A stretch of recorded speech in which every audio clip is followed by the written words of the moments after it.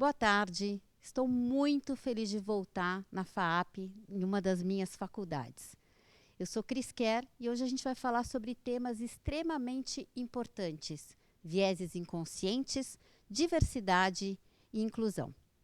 Vocês sabiam que todas as pessoas têm vieses inconscientes? Eu descobri que eu tinha vieses inconscientes quando eu li um livro de uma professora de Harvard chamada Banaji. O livro dela se chama Blind Spot, viés de ponto cego. Foi aí que eu descobri os meus vieses e fui estudar um pouco mais sobre esse tema e entender como que ele impactava a diversidade e a inclusão. E hoje eu vou trazer para vocês algumas informações super importantes. Vamos entender então o que é diversidade. Diversidade é a multiplicidade, é a variedade. Isso quer dizer então que todas as pessoas são diversas. Só que o nosso cérebro adora categorizar tudo e todos. Não existe ninguém igual a ninguém. A gente tem que olhar as pessoas de forma individual. Vamos pegar um exemplo. Um casal de irmãos gêmeos. Eles podem ser idênticos nas suas características físicas, mas quando nós olhamos a diversidade cognitiva, que são os pensamentos, as ideias e os talentos, eles são muito diferentes. Então é como a nossa digital.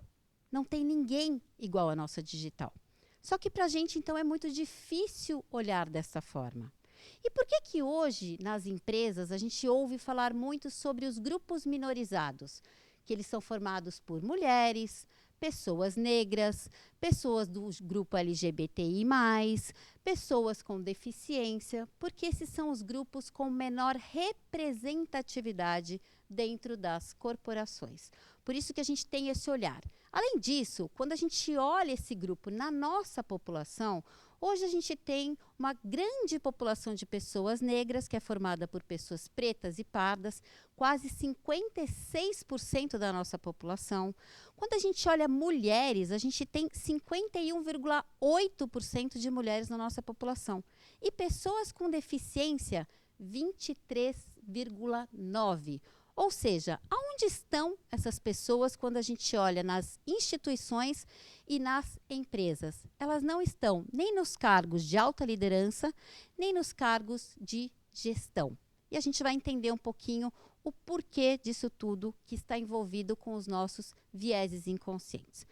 Quando a gente olha inclusão, o nosso cérebro é um cérebro muito associativo. Ele adora fazer associações.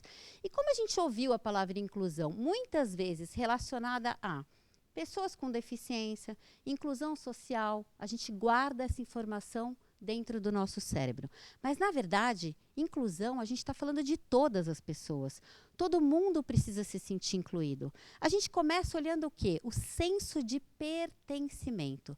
Todas as pessoas precisam se sentir pertencentes, precisam se sentir parte. Depois, valorização. Puxa, eu entro num projeto, eu quero participar do projeto importante. Eu estou numa reunião, eu quero que escutem o que eu estou falando. Então, inclusão envolve todos esses pontos e mais um fundamental, que é o respeito. Como é que eu posso estar numa reunião ou em qualquer ambiente e ouvir, por exemplo, uma piada ou uma brincadeira? Isso fere diretamente a pessoa. Quando nós estamos nos ambientes, nós precisamos de segurança psicológica para a gente ter produtividade. É assim que o nosso cérebro funciona. Ele está sempre buscando: eu estou sob ameaça ou estou num lugar seguro? É isso que o nosso cérebro faz o tempo inteiro. Isso está relacionado com a inclusão e com a produtividade das pessoas. Existe uma frase muito famosa da Verna Meyers, que é vice-presidente de inclusão estratégica no Netflix, que fala: diversidade eu convido para o baile, inclusão eu convido para dançar. Como é que a gente traz isso para a nossa realidade? Diversidade é o que está acontecendo. A gente traz as pessoas para dentro dos ambientes corporativos, mas será que efetivamente elas estão se sentindo incluídas? Elas estão se sentindo bem nesse ambiente? Como é que a gente caminha, então, para a inclusão? Vamos entender um pouquinho. Primeiro ponto é a exclusão. Pessoal, aqui não tem viés inconsciente nenhum. Aqui são pessoas que falam assim: não quero mulheres no meu time. Não quero pessoas com deficiência. Não quero pessoas negras. Isto é exclusão. Não tem viés inconsciente nenhum aqui. Depois, a gente vai para a integração, que é exatamente o que está acontecendo nos ambientes corporativos. Eu trago as pessoas diversas, mas eu não estou fazendo elas se sentirem incluídas ainda. A gente tem uma tendência, a gente busca pessoas muito parecidas conosco. Então, quando eu entro numa empresa e eu sinto que não tem representatividade minha ali, eu vou procurar as pessoas que são iguais a mim. Percebam, por exemplo, quando a gente vai num evento. Quando a gente chega no evento, a primeira coisa que a gente faz, a gente dá uma olhada para ver se a gente conhece alguém naquele ambiente. Para quê? Para eu me sentir segura. É isso que a gente busca o tempo inteiro. Então, essa segurança eu encontro com os iguais. Então, quando a gente olha nas empresas, a gente tem os grupos juntos. Pessoas com deficiência, pessoas negras, homens, mulheres. A gente precisa conseguir ficar perto de outras pessoas, que é exatamente a inclusão. Que é quando estamos todos juntos e misturados. Sentindo que eu sou em qualquer ambiente que eu estiver, eu estou me sentindo valorizada, eu estou me sentindo respeitada naquele ambiente. E qual que é o grande desafio da história toda? A gente tem um cérebro. E dentro desse cérebro, a gente tem um dos sistemas que se chama inconsciente. Esse nosso sistema inconsciente é um sistema que também é conhecido como automático, emocional, instintivo. Esse sistema é o nosso sistema primitivo, é o nosso sistema de sobrevivência que a gente tinha lá atrás, onde eu precisava ver um animal ali na minha frente e entender que aquele animal poderia me matar. Então, eu criava uma associação, esse animal vai me matar, eu tenho que me preparar. Então, esse sistema, ele é um sistema que ele cria várias associações mentais. Ele guarda todas essas informações. Esse sistema, a grande função dele é reconhecer padrões e criar memória emocional. Então, o que esse sistema faz? É como se dentro dele a gente tivesse uma mochila. E essa mochilinha a gente vai guardando todas as experiências que a gente teve a nossa vida inteira. Então, eu vou guardando ali, positiva ou negativa essa informação. E aí, na hora que eu encontro com uma pessoa, o meu cérebro tem um gatilho mental. Ele busca essa informação dentro dessa mochila e me traz qual é a informação que está gravada. Então, vamos dizer que eu encontro com uma pessoa que me lembra alguém com quem eu tive uma experiência profissional ruim. Ou, eu assisti um filme ontem e essa pessoa que estava ali era a pessoa do mal. Encontro hoje com uma pessoa que lembra ela. O que acontece com o meu cérebro? Ele traz essa referência. Então, é mais ou menos aquela intuição que a gente tem quando a gente chega no espaço e fala assim, não gostei dessa pessoa. Ou a gente fala assim, adorei essa pessoa, não sei o que foi. São essas informações que o seu cérebro está trazendo para você. Ele faz esse gatilho mental e faz uma comparação e traz a informação para você. E aquilo que você vivenciou, ele traz exatamente a mesma experiência. Ele traz também dentro desse sistema inconsciente, ele vai armazenando ali todos os estereótipos que a gente vai adquirindo durante a nossa vida toda. O que são os estereótipos? São categorizações que a gente vai criando para pessoas e para grupos sociais. Então, eu olho uma pessoa, eu vejo ela e já trago essa informação de qual estereótipo eu tenho guardado. A gente também, ao longo da vida, vai recebendo da nossa família todas as crenças. Então, aquilo tudo que a gente acredita como uma verdade, que muitas vezes foi passado por um avô, por uma avó, por um pai, por um tio, por uma mãe, por um professor, e a gente guarda essas informações que viram verdades absolutas.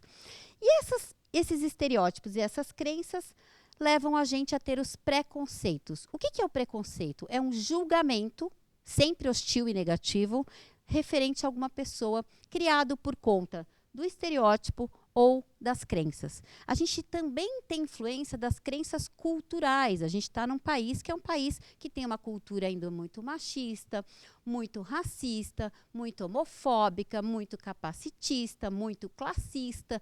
Então, todas essas influências estão guardadas aqui dentro do nosso cérebro. Vamos entender melhor. Quando eu falo para vocês assim, pensa na pessoa que comanda o avião. Será que a primeira informação que veio para vocês foi essa aqui? Ou será que a informação que veio para vocês foi essa aqui? por que quando a gente pensa, primeiro a palavra comanda, será que quando a gente pensa em comandar, a gente pensa num homem ou a gente pensa numa mulher? Quando a gente pensa na palavra líder, será que eu penso num homem ou eu penso numa mulher liderando? Então, isso está armazenado aqui dentro do seu cérebro. Esses são os estereótipos. Qual é o lugar que eu acredito de cada pessoa? A gente pode olhar a mulher e como a gente viu poucas comandantes como ela e mais comandantes como ele, a gente guarda exatamente essa informação no nosso cérebro. E essa mulher, quando a gente olha para ela, qual é a primeira informação que o seu cérebro te manda? Qual é o cargo que você acredita que essa mulher tem? Normalmente, quando eu faço esse exercício, as pessoas me dizem, eu acho que ela trabalha numa ONG. Ou então as pessoas me falam o seguinte, olha, na verdade, eu acho que ela é uma professora. Ou eu acho que ela é uma enfermeira.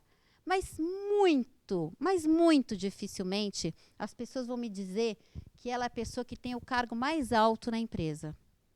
Na verdade, essa aqui é a Ursula Burns, ela foi presidente e CEO da Xerox. Mas por que a gente não guarda essa associação? Com quantas pessoas negras você estudou na sua vida? Com quantas pessoas negras você fez faculdade na vida? Com quantas pessoas negras você trabalhou que eram gerentes, diretores e diretoras de empresa? Então, a gente guarda exatamente essa associação no nosso cérebro. Então, a hora que eu encontro a Úrsula, eu tenho uma dificuldade de trazer essa informação, de entender que a Úrsula é a pessoa que ocupa a posição mais alta dentro da corporação. Vamos mais um exemplo. Quando eu olho esse homem, qual a informação que eu tenho? Será que nós temos associações positivas para pessoas tatuadas? Hoje temos inúmeras pessoas tatuadas. Mas muitas vezes, quando eu pergunto para as pessoas, como foi quando você fez tatuagem? A pessoa fala, minha mãe falou que eu não ia arrumar emprego, a minha mãe falou que não ia dar certo, ou o pai também. Então, o quanto a gente ainda traz de associações negativas com a tatuagem. E aí, quando a gente olha ele, será que a gente associa ele a um político? Ou será que a gente associa ele a um chefe de cozinha, a um roqueiro, a um motoqueiro, a um tatuador, que são normalmente o que vem, as pessoas me contam que elas acham do John. Na verdade, esse é o John, ele é vice-governador da Pensilvânia, nos Estados Unidos. Ele faz um trabalho maravilhoso com jovens carentes, tirando eles da vida e trazendo eles de volta para estudar. Agora, por que a gente não consegue fazer essa associação? Porque a gente não guarda essa associação. Quando eu vejo John, ele me lembra, nunca vai me lembrar um político, ele vai me lembrar diversas outros cargos e outras funções. Vou contar um exemplo pessoal que aconteceu na minha vida, porque os vieses inconscientes, eles estão baseados muito na sua experiência pessoal. Eu sou de São Paulo, a família do meu pai é de Taubaté, aqui pertinho. E todas as vezes que a gente estava na estrada, meu pai, quando eu era pequena, ele virava para mim e falava assim, cuidado com esses motoqueiros, cuidado com esses grupos de motoqueiros.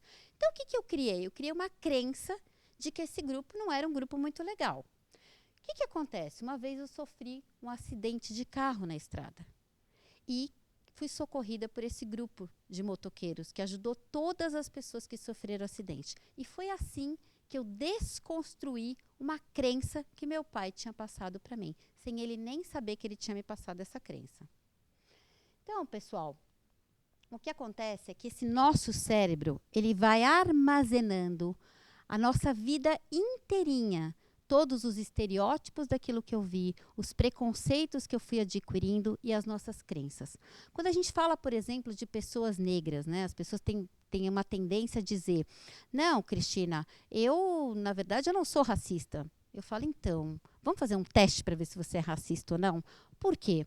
Porque muitos desses estereótipos que a gente vai guardando, dessas crenças que a gente vai guardando, a gente não sabe que a gente tem. Elas estão no lado inconsciente do meu cérebro. Eu preciso trazer ele para o consciente do cérebro. Quando a gente vê, por exemplo, a linguagem que a gente usa, a lista negra, o mercado negro, a inveja branca, porque ela é positiva, a ovelha negra. Então, tudo isso vai formando esses estereótipos dentro da nossa mente. E é por isso que a gente precisa, então, fazer exatamente o que a professora Mazarin Banaji conta para a gente. Nós preferimos acreditar que somos pessoas sem preconceitos, mas as pesquisas mostram o contrário. esta é uma constatação desconfortável. É muito desconfortável a gente se perceber estereotipando as pessoas, a gente se perceber tendo um preconceito, a gente perceber que a gente tem uma crença. Mas ter um viés não é o fim do mundo. A única vergonha é se você não fizer nenhum esforço para melhorar. Então, meu convite para cada um e para cada uma de vocês é: pensa aí, o que tem guardado dentro da sua mente? Amplie a sua consciência para a gente entender, será que eu tenho viés inconsciente? Sim, você tem viés inconsciente. O grande desafio aqui é você ampliar a sua consciência e entender quais são os seus, porque só assim você vai conseguir mudar. E eu gosto de terminar sempre com uma frase que é: pequenas mudanças fazem uma grande diferença. A gente não vai conseguir mudar tudo de hoje para amanhã, mas o meu convite é para que cada um e cada uma pense de forma consciente para que a gente consiga, então, trazer essa consciência e fazer uma transformação. Muito obrigada.